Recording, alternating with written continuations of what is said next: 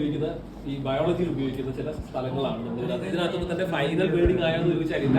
ഇപ്പോഴും പല കാര്യങ്ങളും എന്താണ് പല രീതിയിലുള്ള തർക്കങ്ങളൊക്കെ നടക്കുന്നുണ്ടെങ്കിലും ഏറ്റവും പ്രധാനപ്പെട്ട ജേർണലുകൾ വന്നിട്ടുള്ള കുറച്ച് റിസൾട്ടുകളാണ് നമ്മളിവിടെ പരിശോധിക്കുന്നത്. അതിലൊന്ന് നമുക്ക് ആദ്യകാലം മുതലേ അറിയായിരുന്നു, ദേശാടന പക്ഷികൾ കൃത്യമായിട്ട് എന്താണ് സഞ്ചരിച്ചിട്ട് പഴയ സ്ഥലത്തൊക്കെ തിരിച്ചെത്തുന്നു അല്ലെ, വഴി തെറ്റാതെ.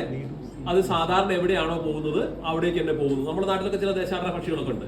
അത് ഇവിടുന്ന് പോയിട്ട് പിന്നീട് അതിന്റെ കുഞ്ഞുങ്ങൾ വീണ്ടും വരുന്നത് ഇതേ സ്ഥലത്തേക്ക് തന്നെയാണ്, അല്ലെങ്കിൽ ആ വഴി തെറ്റാതെ കൃത്യമായിട്ടുള്ള പാതയിലൂടെ സഞ്ചരിക്കുന്നത്. ഇത് എങ്ങനെയാണെന്നുള്ളതിനെ പറ്റി നമുക്കൊരു ധാരണ ഉണ്ടായിരുന്നു. അത് എന്താണ് നമ്മുടെ എർത്തിന്റെ മാഗ്നറ്റിക് ഫീൽഡുമായിട്ട് അതിന് കണക്ഷൻ ഉണ്ടെന്നുള്ളൊരു ധാരണ നമുക്ക് ഉണ്ടായിരുന്നു. പക്ഷെ അത് എന്താണെന്ന് നമുക്ക് ഇതുവരെ പ്രൂവ് ചെയ്യാൻ പറ്റാതെ ഒരവസ്ഥ ഉണ്ടായിരുന്നു. അപ്പൊ അതിലാണ് റോബിൻ, ഇത് നമ്മുടെ നാട്ടിലുള്ള പക്ഷിയല്ല, യൂറോപ്പിലുള്ളതാണ്. അപ്പോൾ ഈ റോബിൽ നടത്തിയിട്ടുള്ള ഒരു എക്സ്പെരിമെന്റിന്റെ ഭാഗമായിട്ട് നമുക്ക് ഇത് വിശദീകരിക്കാൻ ക്വാണ്ടം സയൻസ് ഉപയോഗിക്കാനുള്ള ലെവലിലാണ് എത്തിയിരിക്കുന്നത്. അതായത് റോബിന്റെ കണ്ണുകളിലുള്ള റെറ്റിനയിലുള്ള ഒരു പ്രോട്ടീനാണ് ഈ ക്രിപ്റ്റോക്രോം എന്ന് പറഞ്ഞൊരു പ്രോട്ടീൻ. ആ പ്രോട്ടീനിന്റെ ഉള്ള ഇലക്ട്രോണുകൾ, റാഡിക്കൽ എന്നുള്ള വാക്ക് നിങ്ങൾ ജസ്റ്റ് +2 ലെവലൊക്കെ നമുക്ക് കേട്ടിട്ടുണ്ടാവും അല്ലെ. റാഡിക്കൽ എന്ന് പറഞ്ഞിട്ടുണ്ടെങ്കിൽ ചാർജ് നിർബന്ധമൊന്നുമില്ല, ഇലക്ട്രോണുകൾ ഒറ്റയ്ക്ക് നിൽക്കുന്ന കണ്ടീഷനാണ് റാഡിക്കലുകൾ ഉണ്ടാകും. ഫ്രീ റാഡിക്കൽ എന്ന് പറഞ്ഞാൽ ചാർജ് ഉണ്ടാവില്ല, അല്ലാത്ത റാഡിക്കൽസ് ഒക്കെ ആണെങ്കിൽ എന്തായിരിക്കും ചാർജ് ഉണ്ടാവും. അപ്പൊ ഇലക്ട്രോണുകൾ ഫ്രീ ആയിട്ട് നിൽക്കുന്ന കണ്ടീഷനാണ്. അപ്പൊ ഈ സൈറ്റോക്രോമിനകത്ത് എന്താണ്, നമുക്ക് റാഡിക്കലിന്റെ പെയർ 2 ഇലക്ട്രോണുകൾ അതിനകത്ത് ഉണ്ടാവും. അപ്പൊ അതിന്റെ സ്പിൻ എന്താണ് അല്ലെ, സ്പിൻ ഉണ്ടാവും.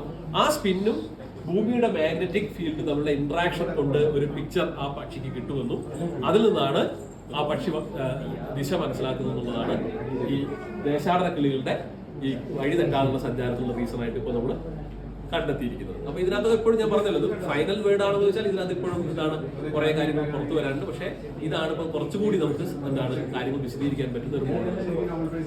ഇതേപോലെ തന്നെയാണ് നമ്മളുടെ പ്രധാനപ്പെട്ട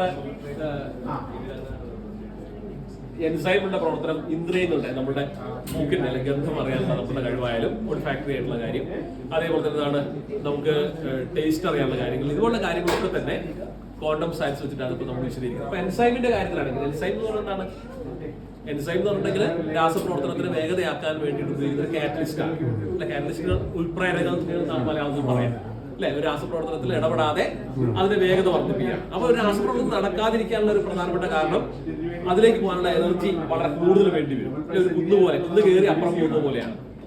അപ്പൊ ഒരു ഉൽപ്രേരകം ചെയ്യുന്നതായിരിക്കും ഇതിന്റെ ഹൈറ്റ് കുറച്ച് കൊണ്ടുവരിക എന്നതാണ് അല്ലെ. അതിന് വേറൊരു വഴി, എളുപ്പത്തിൽ നടക്കാനുള്ള മറ്റൊരു വഴി തുറക്കാവുന്നതാണ്. അപ്പൊ എൻസൈമുകൾ ചെയ്യുന്നത് എന്താണ്, അതിനകത്തുള്ള എൻസൈമുകളുടെ ഇപ്പോഴത്തെ എക്സ്പ്ലനേഷൻ എന്ന് പറഞ്ഞിട്ടുണ്ടെങ്കിൽ ആ എൻസൈമിനകത്തുള്ള ഇലക്ട്രോണുകൾ വൈബ്രേറ്റ് ചെയ്യുകയും അതിന്റെ ഭാഗമായിട്ട് ക്വാണ്ടം ടണലിംഗ് വഴി ഒരു പുതിയ പാത്ത്, ക്വാണ്ടം ടണലിംഗ് നിങ്ങൾ അവിടെ പരിചയപ്പെട്ടാവും, ഞാൻ നേരത്തെ പറയുകയും ചെയ്തു തോന്നുന്നു, നമ്മൾ അപ്പുറത്തുള്ള സമയത്ത് ടണലിംഗ് പറഞ്ഞിരുന്നു. അപ്പൊ ക്വാണ്ടം ടണലിംഗ് വഴി എന്താണ്, ഇലക്ട്രോണുകൾക്ക് കടന്നു പോകാൻ വേണ്ടിയുള്ള പുതിയൊരു പാത്ത് ഉണ്ടാക്കും എന്നുള്ളതാണ് നമ്മുടെ ക്വാണ്ടം സയൻസ് വെച്ചിട്ടുള്ള എക്സ്പ്ലനേഷൻ ഇതിനുള്ള. ഇനി നമ്മുടെ ഒളിഫാക്ഷൻ പോലുള്ള, അതായത് ഗന്ധം അറിയാനുള്ള കഴിവ് പോലുള്ള കാര്യത്തിനകത്തൊക്കെ ഒരു വിശദീകരണം. നമുക്ക് ഇതിനൊക്കെ ആദ്യം ഉണ്ടായിരുന്ന വിശദീകരണം എന്തായിരുന്നു, ലോക്ക് ആൻഡ് കീ എന്നുള്ളതാണ് അല്ലെ. ഇപ്പോ എൻസൈമുകളുടെ കേസിലാണെങ്കിൽ നമ്മൾ കണ്ടിരുന്നത് ഏതെങ്കിലും ഒരു മോളിക്യൂളിന് ഫിറ്റിൻ ആവുന്ന ഒരു മോളിക്യൂൾ ആയിരിക്കും അതിനകത്ത് എൻസൈമായിട്ട് പ്രവർത്തിക്കാനുള്ള. അതേപോലെ നമ്മൾ ഗന്ധം തിരിച്ചറിയുന്നതിന് നമ്മുടെ റിസപ്റ്റേഴ്സ് ഉണ്ട് അല്ലെ, ഗ്രാഹികളായിട്ടുള്ള ഈ ഗന്ധം തിരിച്ചറിയുന്ന റിസപ്റ്റേഴ്സ്. ആ റിസപ്റ്റേഴ്സിനകത്ത് കറക്റ്റ് ഫിറ്റിനാവുന്ന മോളിക്യൂളിന്റെ ഷേപ്പ് വെച്ചിട്ട് ഫിറ്റിനാവുന്നത് വന്ന് വീഴുമ്പോഴാണ് ആ ഗന്ധത്തെ നമുക്ക് തിരിച്ചറിയാൻ പറ്റുക എന്നുള്ളതായിരുന്നു നമ്മുടെ എക്സ്പ്ലനേഷൻ. പക്ഷെ ഒരു ചെറിയ പ്രോബ്ലം ഉള്ളതെന്ന് വെച്ചാൽ ചില വസ്തുക്കളുടെ ഗാഠതയിൽ, കോൺസെൻട്രേഷനിൽ വ്യത്യാസം വരുമ്പോൾ, അതായത് ലോ കോൺസെൻട്രേഷനിൽ ഒരു ഗന്ധമായിരിക്കും, ഹൈ കോൺസെൻട്രേഷൻ വരുമ്പോൾ വേറൊരു ഗന്ധമായിരിക്കും. ഫോർ എക്സാമ്പിൾ, നമുക്ക് വളരെ നല്ല ഗന്ധമായി തോന്നുന്ന ഒരു കാര്യം വളരെ ഹൈ കോൺസെൻട്രേഷനിൽ വരുമ്പോൾ വളരെ മോശമായിട്ടുള്ള വ്യത്യസ്തമായിട്ടുള്ള ഗന്ധമായിട്ട് അനുഭവപ്പെടും. അപ്പോൾ ഇതിനുള്ള കാരണം പക്ഷേ ഈ ലോക്ക് ആൻഡ് കീ വരുമ്പോൾ പറയാൻ പറ്റില്ല, കാരണം മോളിക്യൂൾ ഒരേ ഷേപ്പ് തന്നെയാണ്, നമ്മുടെ ഈ പറയുന്ന എല്ലാ റിസപ്റ്റേഴ്സിനും മാറ്റമൊന്നും വരുന്നില്ല.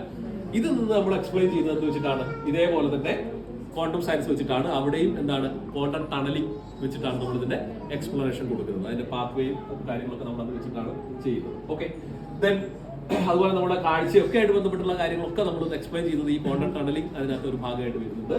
അതേപോലെ മ്യൂട്ടേഷന്റെ കേസിനകത്ത് അല്ലെ, മ്യൂട്ടേഷനിൽ നമ്മളുടെ ന്യൂക്ലിയോടൈഡുകൾ തമ്മിൽ അല്ലെങ്കിൽ അതിലെ അക്ഷരങ്ങൾ മാറിപ്പോകുന്നതാണ് അല്ലെ, കറക്റ്റ് വരുന്ന നമ്മുടെ DNA-യിലുള്ള ആ ലെറ്റേഴ്സിന്റെ പാറ്റേൺ മാറിപ്പോകുന്നതാണ്.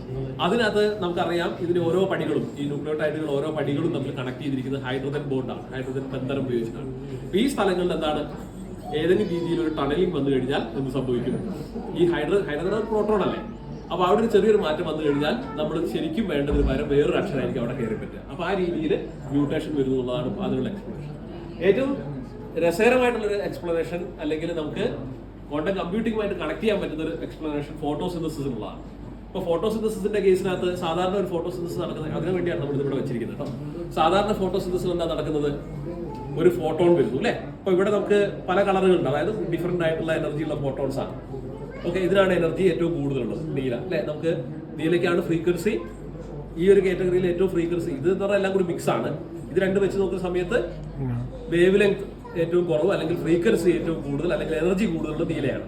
ഓക്കെ, ഏറ്റവും കുറവുള്ളത് ചുവപ്പ്. നമ്മൾ വിബ്ജിയോർ എന്ന് പറഞ്ഞ് പഠിക്കുന്നില്ലേ മഴവിൽ, നമ്മളതാണ് പറയുന്നത്. അപ്പോൾ ഈ ബ്ലൂവിന് ഇല്ലാത്തൊരു ഫ്രീക്വൻസി ഉണ്ട് അല്ലെ. അതിന്റെ ഫോട്ടോണുകൾക്ക്, അതായത് ലൈറ്റിന്റെ കണങ്ങളാണ് ഫോട്ടോണുകൾ, അതിനൊരു കണക്കുണ്ട്, ഒരു ഫ്രീക്വൻസി ഉണ്ട്, ഒരു എനർജി ഉണ്ട്. ഇതിനും എനർജി ഉണ്ട്. ഇതിനകത്തെല്ലാം കൂടി മിക്സ് ചെയ്തിട്ടാണ് വരുന്നത്. പക്ഷേ ഇതെല്ലാം കൂടി ചേരുന്നത് കൊണ്ട് ഓരോ ചെറിയ ചെറിയ ഭാഗങ്ങളായിട്ടായിരിക്കും അല്ലെ. ഇത്രയും ഒരേ ഇന്റൻസിറ്റി ആയതുകൊണ്ട് ഇതിനെന്തായിരിക്കും, ഇതിനകത്ത് എല്ലാറ്റിന്റെയും കൂടി ചേർന്നിട്ട് കുറെ ഫോട്ടോൺസ് ഉണ്ട്. അപ്പോൾ റെഡിന്റെ ഒരു ചെറിയ ഭാഗം മാത്രമാണ് ഇതിനകത്ത് വരുന്നത്, ബ്ലൂവിന്റെ ഒരു ചെറിയ ഭാഗമാണ്, ബാക്കി ഗ്രീനും യെല്ലോ ഒക്കെ അതിനകത്ത് വേറെ വരുന്നുണ്ട്. അപ്പൊ ഇതൊക്കെ അതിന്റെ പ്യുവർ ഫോമിലാണ് വരുന്നത്. ഇതിന്റെ കളർ അത് തന്നെ ആയതുകൊണ്ട് ഈ ടൈപ്പ് ഒരേ ടൈപ്പ് ഫോട്ടോൺ തന്നെയായിരിക്കും ഇതിനകത്ത് വരുന്നത്. അപ്പൊ സാധാരണഗതിയിൽ ഫോട്ടോസിന്തസിസ് എന്ന് പറഞ്ഞാല് നമ്മുടെ ഒരു ഫോട്ടോൺ വരുന്നു, അവിടെ ഇടിക്കുന്നു, അതിനകത്ത് അല്ലെ ക്ലോറോഫിലിനകത്തുള്ള ഒരു പ്രോട്ടീൻ ഇടിക്കുന്നു, എന്നിട്ട് അവിടുന്ന് എന്താണ് ഒരു ഇലക്ട്രോൺ, അത് നമ്മൾ പറയുന്നത് എക്സൈറ്റോൺ എന്നാണ് ഇലക്ട്രോൺ. അത് എന്നിട്ട് എന്ത് ചെയ്യുന്നു, അതിന്റെ റിയാക്ഷൻ സെന്ററിലേക്ക് പോകും. പലതരം കരോറ്റിനോയിഡ് എന്നും അല്ലെ ക്ലോറോഫിൽ എന്നൊക്കെ പറഞ്ഞ പലതരം വർണ്ണകങ്ങൾ എന്തിലുണ്ട്, ഈ പറയുന്ന എല്ലാ ചെടികളിലുണ്ട്, ഇലകളിലുണ്ട്. അതിലൂടെ കടന്നുപോയിട്ട് ഇതിനകത്ത് എനർജി ഉത്പാദിപ്പിക്കേണ്ട സ്ഥലത്തേക്ക് ഇലക്ട്രോൺ പോകും. അപ്പൊ ഇലക്ട്രോൺ ആണ് ഇതിന്റെ പിന്നിലുള്ള ആള്. അപ്പൊ ഇതിങ്ങനെ കടന്നു പോകും, അവിടെ എത്തും അല്ലെ. അപ്പൊ ഞാനിവിടെ ഇപ്പോൾ ഒരു ഇലക്ട്രോൺ ആണ്, എനിക്ക് എത്തേണ്ടത് ആ റിയാക്ഷൻ സെന്റർ അവിടെയാണുള്ളത്. അപ്പൊ ഞാൻ ഇവിടുന്ന് യാത്ര ആരംഭിച്ചാൽ ഇവിടെ നേരെ അവിടെ പോവുകയാണെങ്കിൽ എനിക്ക് അവിടെ എത്താം. എനിക്ക് വേണമെങ്കിൽ പല വഴിക്ക് പോവാം അല്ലെ. ഈ പല വഴിക്ക് പോകുമ്പോഴാണ് ഞാൻ അവിടെ എത്താനുള്ള സാധ്യത, ചിലപ്പോൾ പഴയ സ്ഥലത്ത് തട്ടി നിന്ന് പോവാം, വേറെ റൂട്ട് മാറി പോകാം. അപ്പോൾ അവിടെ എത്താനുള്ള സാധ്യത കുറവുണ്ട്. ഞാൻ ഓരോ തവണയും പോകും വേണം അല്ലെ. ഇത് വെച്ച് നോക്കുമ്പോൾ എന്താണ്, ഫോട്ടോസിന്തസിസ് കുറച്ച് എഫിഷ്യൻസി കുറഞ്ഞ ഒരു പ്രക്രിയ ആവണം. പക്ഷേ ഇലക്ട്രോൺ എന്ത് സ്വഭാവമുണ്ട്, വേവ് നേച്ചർ. ഒരു വേവിന്റെ സ്വഭാവം എന്താണ്, ഒരേ സമയം നമുക്ക് ഒരേ സ്ഥലത്ത് നിൽക്കാനും പറ്റും, ഒരു വേവിന് പല സ്ഥലത്ത് നിൽക്കാനും പറ്റും. ഓക്കെ, ഈ ഒരു കാര്യം ഈ നമ്മുടെ സ്ലിറ്റ് എക്സ്പെരിമെന്റിനകത്ത് വളരെ പ്രശസ്തമായിട്ടുള്ള സ്ലിറ്റ് എക്സ്പെരിമെന്റ് നടത്തിയ സമയത്ത് നമ്മൾ സ്ലിറ്റ് എക്സ്പെരിമെന്റ് നിങ്ങളിപ്പോൾ അവിടെ ഇത് കണ്ടില്ലേ, ഡിഫ്രാക്ഷൻ പാറ്റേൺ കണ്ടില്ലേ.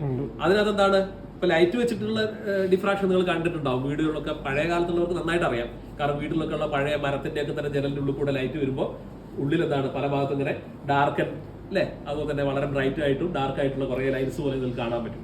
അതെന്താണ്, ഡിഫ്രാക്ഷൻ പാറ്റേൺ ആണ്. അപ്പൊ വേവ് സ്വഭാവം ഉള്ളത് കൊണ്ടാണ്.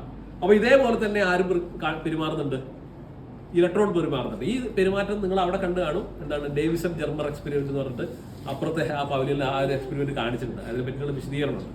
ഇതാണ് ഇലക്ട്രോൺ ഈ പ്രോപ്പർട്ടി ഉണ്ടെന്നുള്ള കാര്യം, അതായത് വേവ് നേച്ചർ ഉണ്ടെന്ന് കാണിക്കാൻ വേണ്ടിയിട്ടുള്ള എക്സ്പെരിമെന്റ് ആയിരുന്നത്. അപ്പോൾ ഒരു ഇലക്ട്രോണ് നിങ്ങൾ രണ്ട് ഹോൾ ഇട്ടിട്ടുണ്ട്, രണ്ട് സ്ലിറ്റ് അല്ലെ, രണ്ട് ഹോൾ ഇട്ടിട്ടുണ്ട്. ഒരു ഇലക്ട്രോൺ നമ്മൾ കടന്നു പോകും, നമ്മൾ എന്താ പ്രതീക്ഷിക്കുക, ഡിഫ്രാക്ഷൻ പാറ്റേൺ പ്രതീക്ഷിക്കുമോ? അതായത് നമ്മളൊരു വെടിയുണ്ട അല്ലെ, രണ്ട് ഹോൾ ഉണ്ട്, വെടി വെക്കുന്നു, അപ്പൊ ഒരു ഹോൾ കൂടി അല്ലേ അത് പോകും അല്ലെ, അതിന്റെ അപ്പുറത്ത് കൃത്യമായിട്ടൊരു സ്ഥലത്തല്ലേ പോകാൻ സാധ്യതയുള്ളത്. പക്ഷെ നിങ്ങൾക്ക് കിട്ടാൻ പോകുന്നതാണ് അവിടെ രണ്ട് ഇലക്ട്രോൺ പോയതുപോലെ ഡിഫ്രാക്ഷൻ പാറ്റേൺ കിട്ടും. ഇത് വിശദീകരിക്കാൻ നമുക്ക് എന്താണ്, ഇതിന്റെ വേവ് നേച്ചറാണ് നമ്മൾ പറയുന്നത്. വേവ് നേച്ചർ ഉണ്ടെങ്കിൽ ഒരേ ഇലക്ട്രോൺ എന്നാണ് ഒന്നിലധികം സ്ഥാനത്ത് നിൽക്കാൻ പറ്റും ഒരേ സമയം. വേവിനുള്ള പ്രത്യേകത ആണ്. ഞാൻ ഇവിടെ സംസാരിക്കുന്നതെല്ലാം കേൾക്കുന്നില്ലേ? ഞാൻ ആരെങ്കിലും ഒരാളെ ഇവിടുന്ന് ഇതുകൊണ്ട് എറിയുകയാണെങ്കിൽ എല്ലാവർക്കും കൊള്ളുവോ? ഇത് പാർട്ടിക്കിൾ നേച്ചറാണ്, മറ്റേത് വേവ് നേച്ചറാണ്. ഓക്കെ, അപ്പോ ഇലക്ട്രോണിന്റെ ഈ ഒരു സ്വഭാവം, അതായത് ഒന്നിലധികം സ്ഥലത്ത് നിൽക്കാൻ പറ്റും, കൊഹിറൻസ് നമ്മൾ പറയുന്ന വാക്കാണ്. അപ്പൊ ഈ കൊഹിറൻസ് ഉള്ളതുകൊണ്ട് എന്താണ്, ഞാനിപ്പോ ഒരു ഇലക്ട്രോൺ ആണെങ്കിൽ എനിക്ക് ഒരേ സമയം ഈ വഴിയും പോവാം, ഈ വഴിയും പോവാം, അങ്ങനെ പല വഴിക്കും പോവാം, എന്നിട്ട് അവിടെ എത്താൻ നോക്കാം. അപ്പൊ അതിനകത്ത് ഏതാണോ വിജയിക്കുന്നത്, പുറത്തുനിന്ന് ഒരു ഒബ്സർവർ നോക്കിയാൽ, പുറത്തുനിന്ന് ആൾ നോക്കിയാൽ അത് മാത്രമായിരിക്കും ആൾക്ക് ഒബ്സർവ് ചെയ്യാൻ പറ്റും. ഞാൻ ആ പോയ കൃത്യമായ വഴി മാത്രം. മറ്റെല്ലാ വഴിക്കും ഞാൻ പോയിട്ടുണ്ട് ഒരേ സമയം, ഡിഫറെന്റ് പാത്വേ ഞാൻ ഉപയോഗിച്ചിട്ടുണ്ട്. അപ്പോൾ ഇലക്ട്രോണിന്റെ ഈ വേവ് നേച്ചറുമായി ബന്ധപ്പെട്ട ഈ ഒരു സ്വഭാവം കൊണ്ട് ഫോട്ടോസിന്തസിസ് വളരെ എഫക്റ്റീവായിട്ട് നടക്കും. ഇല്ല എന്തായാലും സംഭവിക്കുക, പാർട്ടിക്കിൾ നേച്ചർ ആണെങ്കിൽ കുറെ ഇലക്ട്രോൺ വഴിയൊക്കെ നഷ്ടപ്പെട്ടു പോകും. ഈ സെന്ററിൽ പോകുന്നതിന് പകരം കുറെ കരോട്ടിനോയിഡിൽ പോകും, കുറെ ക്ലോറോഫിലിന്റെ പല സ്ഥലങ്ങളും തട്ടിമുട്ടി നഷ്ടപ്പെട്ടു പോകുമായിരുന്നു. പക്ഷേ ഈ വേവ് നേച്ചർ ഒരേ സമയം അല്ലെ, നമ്മുടെ ഈ അവതാരം എന്നൊക്കെ പറഞ്ഞതുപോലെ ഒരു ഇലക്ട്രോൺ പല ആ വാക്ക് ഉപയോഗിക്കുന്നത് ശരിയല്ല കേട്ടോ, അത് സയന്റിഫിക് അല്ല, എങ്കിലും ഞാൻ പറഞ്ഞാൽ പെട്ടെന്ന് മനസ്സിലാകാൻ വേണ്ടിയിട്ട്. ഓക്കെ, അതിന് അങ്ങനെ തന്നെ എടുത്തു കളയുന്നു. അപ്പൊ എന്തായാലും ആ രീതിയിൽ നമുക്ക് എന്താണ് ഫോട്ടോസിന്തസിസ് എഫക്റ്റീവ് ആയിട്ട് നമുക്ക് പറയാൻ പറ്റും. അപ്പൊ ഇവിടെ നമുക്ക് എന്താണ് കാണിച്ചിരിക്കുന്നത് വെച്ചാൽ ഇതിൽ നോക്കിയാൽ ഇപ്പൊ ഏകദേശം ചൂടുകൊണ്ട് നിങ്ങൾ വിചാരിക്കുമ്പോൾ LED ചൂടില്ലാത്തതൊന്നല്ല, LED ചൂടുണ്ട്. അപ്പോൾ ഈ കാരണം കംപ്ലീറ്റ്ലി എന്താവുന്നില്ല, ലൈറ്റ് ആയിട്ട് മാറുന്നില്ല, കുറച്ചൊക്കെ തന്നെ അതിനകത്ത് എന്ത് സംഭവിക്കുന്നുണ്ട്, ഹീറ്റായിട്ട് മാറുന്നുണ്ട്. അപ്പോൾ ഇത് വൈകുന്നേരമൊക്കെ ആകുമ്പോഴേക്കും ഇത് ചത്തുവും ഇതിനകത്തുള്ള പ്ലാന്റ്സ്. രാവിലെ നമ്മൾ ഈ പ്ലാന്റ്സ് മാറ്റുമ്പോൾ നിങ്ങൾക്ക് മനസ്സിലാവും ഏറ്റവും നന്നായിട്ട് ബബിൾസ് അല്ലെ, ഫോട്ടോസിന്തസിസ് നടന്നിട്ട് ബബിൾസ് ഉണ്ടാവുന്ന റെഡിലായിരിക്കും. ഓക്കെ, കാരണം എക്സൈറ്റോൺ ഏറ്റവും ഭംഗിയായിട്ട് ഉണ്ടാവുന്നത് അതിലാണ്. അതായത് ഫോട്ടോസിന്തസിസ് ഏറ്റവും ഭംഗിയായിട്ട് നടത്താൻ നിങ്ങൾക്ക് ഏതാ പറ്റുക, റെഡ് LED ഉപയോഗിച്ചാൽ മതി. നിങ്ങൾ വീട്ടിനകത്തേക്ക് സൂര്യനെ കൊണ്ടുവരുമൊന്നും വേണ്ട, ഇതുപോലെ എല്ലാ ലൈറ്റും കൂടി വേണമെന്നില്ല. അപ്പോൾ ആക്ച്വലി എഫക്റ്റീവ്നെസ് കുറയാണ് ചെയ്യുക. ഏറ്റവും എഫക്റ്റീവായിട്ട് വരുന്നത് റെഡിലാണ്. ബ്ലൂ അതേപോലെ തന്നെ എനർജി ഉണ്ട്. ബ്ലൂവും റെഡും ആണ് ഏറ്റവും നല്ലത്. ഏറ്റവും മോശം പച്ചയാണ്. അതുകൊണ്ടാണ് എന്ത് ഇലകൾക്ക് പച്ച നിറമായിട്ട് നിങ്ങൾ കാണുന്നത്. കാരണം ആർക്കും ആവശ്യമില്ല, ഇലകൾക്ക് അത് ആവശ്യമില്ല, അത് റിഫ്ലക്ട് ചെയ്ത് പോകും. അപ്പോൾ നമ്മൾ പച്ചയായിട്ടായിരിക്കും ഇലയെ കാണുക. ഓക്കെ, അപ്പോൾ ഇത് എക്സൈറ്റോണിന്റെ കാര്യം.